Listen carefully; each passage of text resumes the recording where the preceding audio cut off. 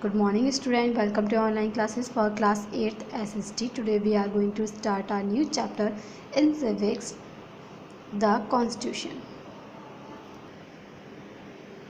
Constitution is essential for every state's constitution determine the organization of various organs of government and their function. Relation between government and individual, relationship between state and individual right, duties of an individual etc. जो constitution है वो किसी भी state किसी भी country के लिए बहुत ज़्यादा ज़रूरी होता है, क्योंकि ये जो है डिटरमाइन करता है बहुत सारी ऑर्गेनाइजेशन को, बहुत गवर्नमेंट के बहुत सारे ऑर्गन्स को, साथ ही साथ उनके फंक्शन और उनके रिलेशन कैसे हैं किसी इंडिविजुअल के साथ, यानी गवर्नमेंट का इंडिविजुअल से और एक स्टेट का सेंट्रल से, या एक स्टेट का दूसरे स्टेट के साथ किस तरीके के रिलेशन होता है, इसे वो बताता है। साथ ही साथ इंडिविजुअल की ड्यूटीज़ को भी हमारा कॉन्स्टिट्यूशन बता पाता है। Significance of constitution while expressing his view about the significance of constitution a renowned scholar Jellinek has said a state without constitution will not be state but regime of anarchy, यानी कि उनके हिसाब से एक constitution तभी किसी भी state के लिए ज़रूरी होता, अगर कॉन्स्टिट्यूशन ना हो तो वो जो स्टेट है वो स्टेट नहीं बल्कि एक अराजकता भरा क्षेत्र हो जाता है। This is the reason that in these days every state has a constitution by which purpose of state nature organisation and the power in the different organ of government and their mutual relationship laws about the citizenship of the state and its territory and right and duties of the citizen etc were laid down। ये constitution किसी भी government के लिए बहुत ज़्यादा ज़रूरी है, क्योंकि वो क्या करता है, वहाँ का नेचर, वहाँ की ऑर्गेनाइजेशन, पावर, गवर्नमेंट के organs, mutual relationship, law, citizenship और सभी बातों को बहुत अच्छी तरीके से एक्सप्लेन कर पाता है। हमारे जो कॉन्स्टिट्यूशन है वो कुछ बातों को क्लासीफाई करता है, जैसे it classify the nature of state, state का किस तरह से नेचर है, यानी कि वो डेमोक्रेटिक है, डिक्टेटरशिप है या किस तरह की गवर्नमेंट है, ये हमें कैसे पता चलता है, वहाँ के कॉन्स्टिट्यूशन से। Knowledge about the government after reading the constitution of a particular state we also get knowledge about the nature organisation functions etc। और किसी भी कॉन्स्टिट्यूशन को रीड करने के बाद हमें उस जगह के पर्टिकुलर स्टेट के नेचर कैसा है, ऑर्गेनाइजेशन किस तरीके से वर्क कर रही है, फंक्शन क्या है, ये सब के बारे में पता चलता है। Protection of rights and liberty, constitution क्या करता है, हमारे राइट्स को प्रोटेक्ट करके रखता है, हमारी लिबर्टी को प्रोटेक्ट करता है। Check on the misuse of power, constitution क्या करता है, हमारे गवर्नमेंट के जितने भी रिस्पॉन्सिबल पर्सन हैं उन सब की पावर को चेक करके रखता है कि कहीं कोई व्यक्ति अपनी पावर का गलत इस्तेमाल तो नहीं कर रहा। Establish the rule of law, constitution क्या करता है, एक रूल सेट करता है किसी भी लॉ मेकिंग बॉडी के लिए। Indian constitution, we made our constitution on 26 November 1949 and enforce in 26 January 1950। हमारा जो कॉन्स्टिट्यूशन था वो 26 नवंबर 1949 को तैयार हुआ और इसे 26 जनवरी 1950 में इन्फोर्स किया गया, यानी लागू किया गया। This mark the end of the era in which India has been governed by the act of British parliament. ये जो था उस एरा का एंड था जहाँ पे इंडिया जो था ब्रिटिश पार्लियामेंट के अंडर रूल में आता था। स्ट्रगल फॉर पूर्ण स्वराज्य, हमारी इंडिया ने बहुत ज़्यादा स्ट्रगल किया है कंप्लीट फ्रीडम को गेन करने के लिए। On 15 August 1947 British rule in India come to end after a prolong struggle. 1947 में हमारी इंडिया जो है ब्रिटिश रूल से आज़ाद हुआ एक बहुत बड़े स्ट्रगल के बाद। It was on 26 January 1930 when the Congress declare पूर्ण स्वराज्य।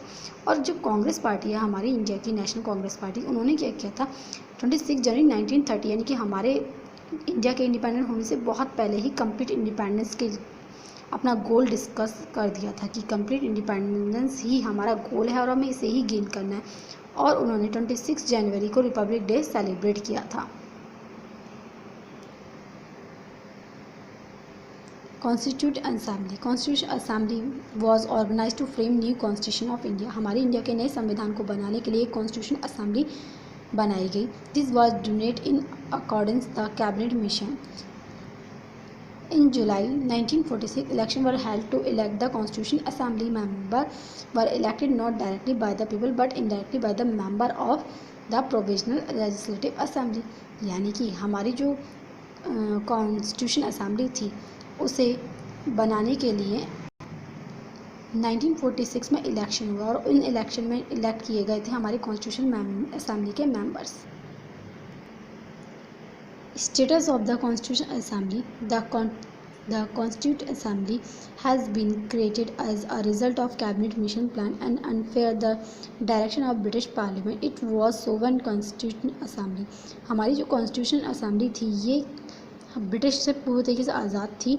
Became free on 15 August 1947। हम जो है 1947 में जो आज़ाद हुए थे उसके बाद क्या हुआ था, एक एक्ट पास हुआ था, इंडियन इंडिपेंडेंट एक्ट, जिसके तहत हम आज़ाद हुए थे।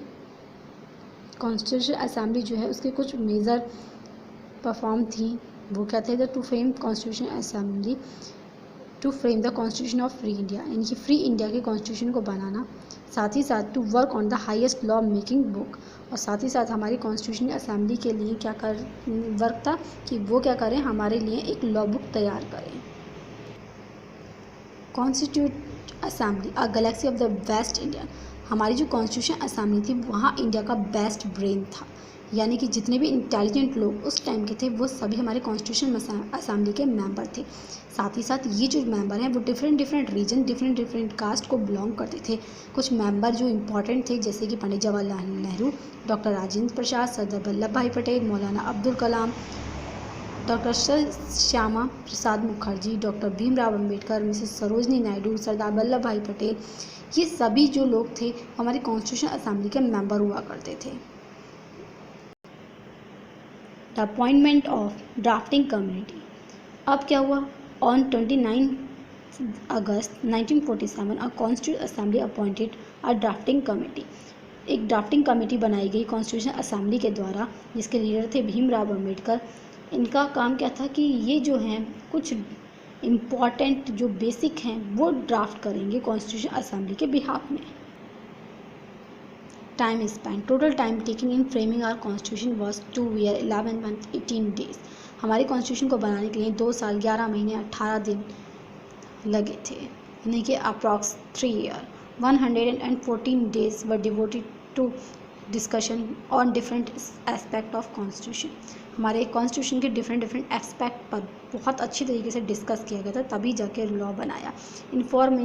Enforcement of constitution, the new era begin. जैसे ही हमारा कॉन्स्टिट्यूशन जो है पावर में आया, उसे लागू किया गया, तभी से हमारे यहाँ एक नई एरा का स्टार्टिंग हुई। डॉक्टर राजेंद्र प्रसाद जो है वो हमारे पहले प्रेसिडेंट बने। उससे पहले जो हमारे लॉर्ड माउंटबेटन हैं वो हमारे पहले इंडिया के फ्री इंडिया के गवर्नर जनरल बने, जिन्होंने जब तक हमारा कॉन्स्टिट्यूशन लागू नहीं होता तब तक हमारे इंडिया को रन करने के लिए हेल्प की थी। उसके बाद जब हमारा कॉन्स्टिट्यूशन तैयार हो गया 1950 में, उसके बाद जो डॉक्टर राजेंद्र प्रसाद है वो हमारे पहले प्रेसिडेंट बने।